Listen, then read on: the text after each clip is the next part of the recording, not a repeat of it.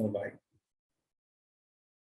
Quando a sociedade pensa nos discípulos de Jesus, o que vem à mente deles? E você? Quando você pensa em discípulo de Jesus, quem ele é, o que ele faz, quais são as suas responsabilidades, quais são os seus privilégios, o que vem à sua mente? O texto de hoje vai nos ajudar a entender 7 elementos de quando nós pensarmos em discípulos de Jesus, nós automaticamente devemos pensar nessas 7 áreas. A primeira área que nós devemos pensar, em Efésios, capítulo 3, versículo 2, são problemas. Olha que interessante. O apóstolo Paulo diz, por essa razão, eu, Paulo, sou prisioneiro de Cristo Jesus, por amor de vocês, gentios. Certamente vocês ouviram falar da responsabilidade imposta a mim em favor de vocês pela graça de Deus. Paulo estava preso e os discípulos de Jesus devem estar preparados para a prisão por causa do evangelho de Jesus. Porque os valores do reino de Deus são diferentes dos valores deste mundo. Há conflitos. O próprio Senhor Jesus disse que ele não veio trazer paz, ele veio trazer espada. Por quê? Isso em Mateus capítulo 10, versículo 34 a 38. Porque o pai vai ficar contra o filho ficará contra o pai. O Senhor Jesus falou que quem ama mais o pai, a mãe, os irmãos, a casas, mais do que ao próprio Senhor Jesus, não é digno de Jesus. Então, nós não podemos esquecer que seguir a Jesus trará problemas. A vida cristã é uma vida de sofrimento. Paulo estava preso, mas é interessante que ele não se considerava um prisioneiro de Nero, mas um prisioneiro do Senhor Jesus. Veja o desafio que nós temos de olhar a vida na perspectiva de Deus, na perspectiva da soberania de Deus. Perceba que o sofrimento traz a glória de Deus e o bem das pessoas. Paulo fala, eu estou preso em favor de vocês, para o bem de vocês. Então, o sofrimento ele não pode ser desassociado de algo que é bom, de algo que faz o bem, inclusive para as pessoas. E se o nosso sofrimento abençoa pessoas, louvado seja o nome de Deus. Então, nós não podemos desassociar o sofrimento da bênção, desassociar o sofrimento do privilégio, desassociar o sofrimento da glória de Deus. Para ilustrar isso, pense na ostra. Qual ostra que produz pérolas? São aquelas que têm algo que as irritam. São aquelas que têm algo que as incomodam. São aquelas que têm algo que traz sofrimento a elas. E na busca de se livrar daquilo que atrapalha, elas produzem pérolas. E os crentes que mais brilham Jesus são aqueles que aprendem a se humilhar diante dos problemas. E aí Cristo é exaltado. Cristo é anunciado. A segunda área que nós devemos pensar quando nós pensamos em discípulos de Jesus é acerca dos privilégios. Versículo 3 até o versículo 7. Isto é, o mistério que me foi dado a conhecer por revelação, como já lhes escrevi em poucas palavras. Ao lerem isso, vocês poderão entender a minha compreensão do mistério de Cristo. Esse mistério não foi dado a conhecer aos homens de outras gerações, mas agora foi revelado pelo Espírito aos santos apóstolos e profetas de Deus, significando que, mediante o Evangelho, os gentios são herdeiros com Israel, membros do mesmo corpo e coparticipantes da promessa em Cristo Jesus. Deste Evangelho me tornei ministro pelo dom da graça de Deus a mim concedida pela operação do seu poder. Os discípulos de Jesus desfrutam de privilégios espirituais.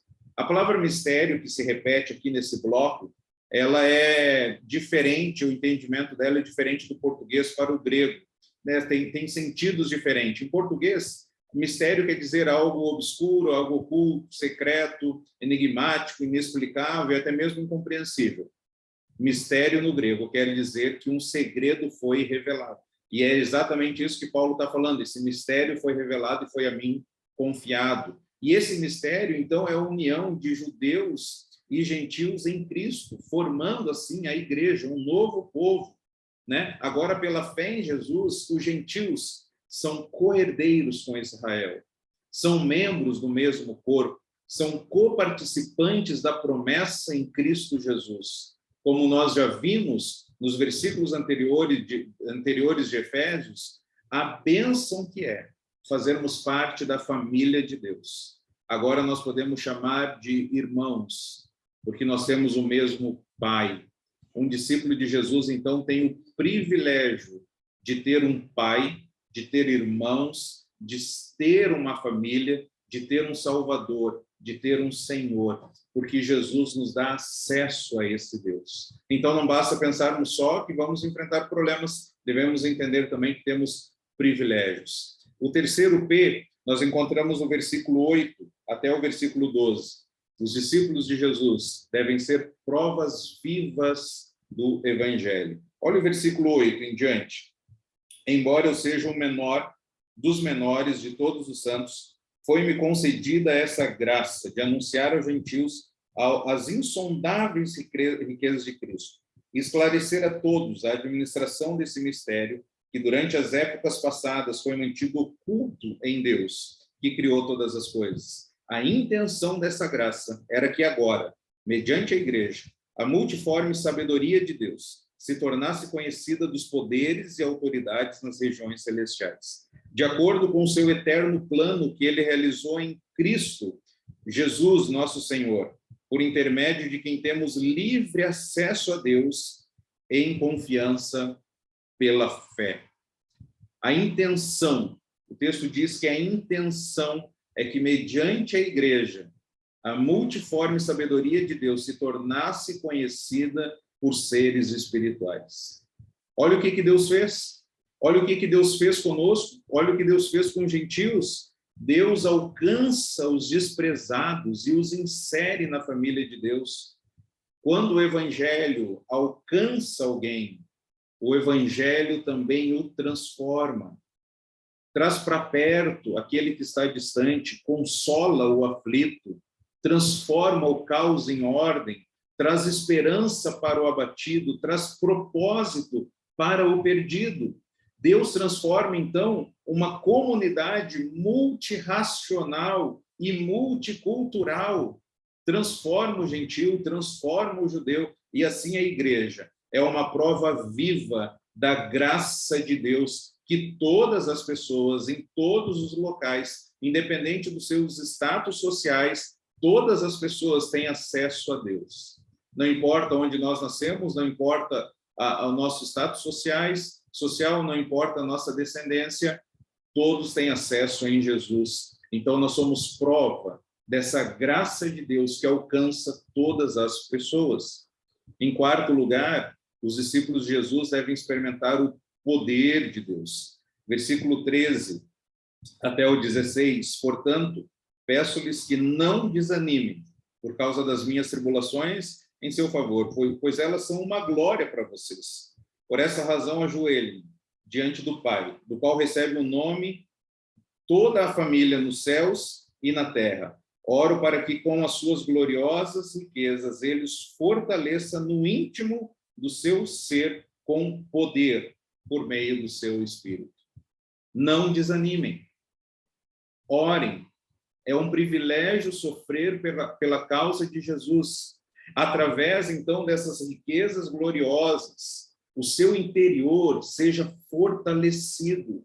Nós lembramos um outro texto que se encontra lá em Coríntios: embora exteriormente estejamos a desgastar-nos, interiormente estamos sendo renovados dia após dia. Que o seu interior seja fortalecido com o poder de Deus. Fale para a sua alma, antes que ela fale contigo. O Salmo 42 diz: por que está assim tão triste a minha alma? Por que está assim tão perturbada dentro de mim? Põe a sua esperança em Deus, pois ainda o louvarei. A Bíblia diz que o povo que conhece a Deus resistirá com firmeza. Quando conhecemos a Deus, conseguimos resistir nos dias maus. O discípulo de Jesus, então, ele pode experimentar o poder de Deus e ter o seu interior renovado, fortalecido. A quinta área que os discípulos de Jesus devem experimentar é a presença de Deus. Olha o versículo 17. Para que Cristo, habite no coração de vocês, mediante a fé, e oro para que, estando arraigados e alicerçados em amor, o texto está dizendo que Cristo habite no coração de vocês. Cristo habita no seu povo. Deus mora em nós. Jesus falou que estaria conosco todos os dias até a consumação dos séculos. Então, experimente, desfrute, aproveite a companhia de Deus, a presença de Jesus, fale com Ele. Você não está só. Jesus está contigo. Por mais que as pessoas te abandonem, Jesus não te abandonará. Ele está com você, seja nos dias bons, seja nos dias ruins, seja naqueles dias de extremo fracasso, seja naqueles dias de desespero. Jesus está contigo. Desfrute a companhia de Deus. Mais do que isso, Deus é o dono da casa. E aí nós devemos dizer para Deus: Deus, faça a faxina que o Senhor quiser fazer em mim. Mude o que o Senhor quiser mudar, transforme o que o Senhor quiser transformar. E você pode orar, e nós podemos orar agora dizendo: Senhor, o Senhor é o dono da minha vida. Mude o que precisa mudar, jogue fora o que precisa ser jogado fora. Transforme o que precisa transformar. E eu aceitarei com alegria, porque o Senhor é o meu dono, o Senhor é o meu Senhor. Em sexto lugar, os discípulos de Jesus devem experimentar a plenitude do amor de Deus. O apóstolo Paulo está orando, né?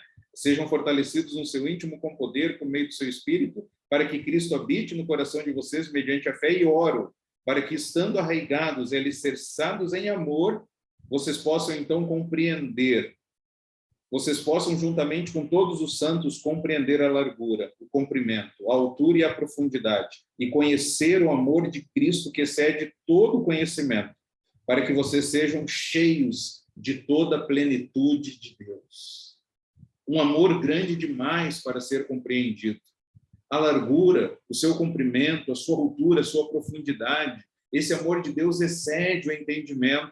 O amor de Deus é imensurável. O amor de Deus é suficiente para alcançar toda a humanidade, suficiente para durar por toda a eternidade. Que os discípulos de Jesus possam experimentar, então, essa plenitude do amor de Cristo. Como diz a canção de Romanos, quem nos separará do amor de Cristo? Que nós possamos, então, compreender a plenitude desse amor de Deus. E, por fim, Deus executa o seu plano sábio em favor da igreja e por meio dela.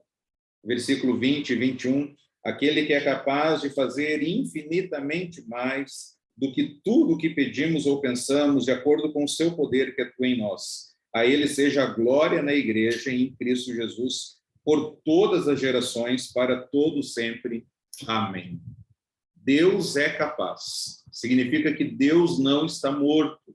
Deus está vivo. Deus é capaz de fazer infinitamente mais do que nós pedimos. Significa que Deus ouve as nossas orações. Deus é capaz de fazer infinitamente mais daquilo que pedimos ou pensamos. Deus lê os nossos pensamentos de acordo com o seu poder que atua em nós. Deus é o Deus da superabundância. Deus está agindo através do seu poder em nós. Deus é capaz, então, meu querido amigo que ouve essa mensagem, Deus é capaz de fazer infinitamente mais do que você tem pedido ou pensado, de acordo com o poder dele que atua em ti, que atua na igreja.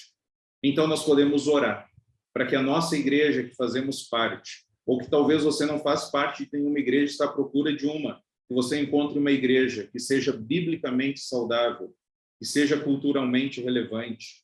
Você pode orar para que os discípulos de Jesus, espalhados pela cidade, pela região, possam anunciar a Jesus em suas casas.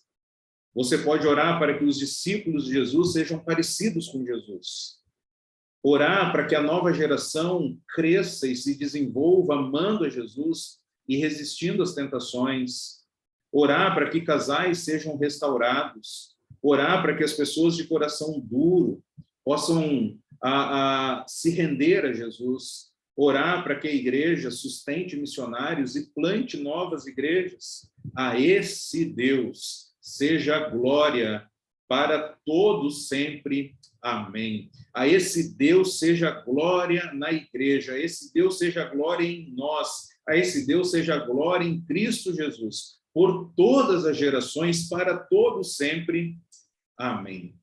Que nós sejamos, então, discípulos conhecidos e que vivam e se preparem e desenvolvam e experimentem esses 7 P's. Que os discípulos de Jesus, então, estejam preparados para enfrentar problemas, possam desfrutar de privilégios espirituais, possam ser provas vivas da graça de Deus, possam experimentar tanto o poder quanto a presença, a companhia de Jesus, bem como a plenitude do seu amor, e que os discípulos de Jesus possam executar o plano de Deus nessa era presente. Que Deus te abençoe e que Deus te use para a glória dele em Cristo Jesus. Que ele receba a glória para todo sempre. Amém. Compartilhe essa mensagem, escreva aí qual desses 7 P's Deus mais falou ao seu coração. Que Deus te abençoe. Um grande abraço.